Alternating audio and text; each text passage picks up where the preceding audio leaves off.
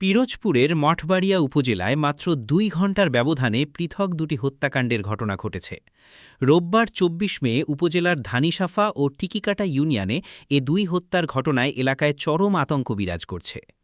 Police ও স্থানীয় সূত্রে জানা গেছে, রোববার দুপুর আনুমানিক ২টোর দিকে উপজেলার ২ নং ধানিসাফা ইউনিয়নের বাসিন্দা ইউসুফ শরীফকে নিজ বাড়িতে ধারালো অস্ত্রের আঘাতে হত্যা করে দুর্বৃত্তরা। ঘটনার পরপরই স্থানীয়দের মধ্যে চাঞ্চল্যের সৃষ্টি হয়।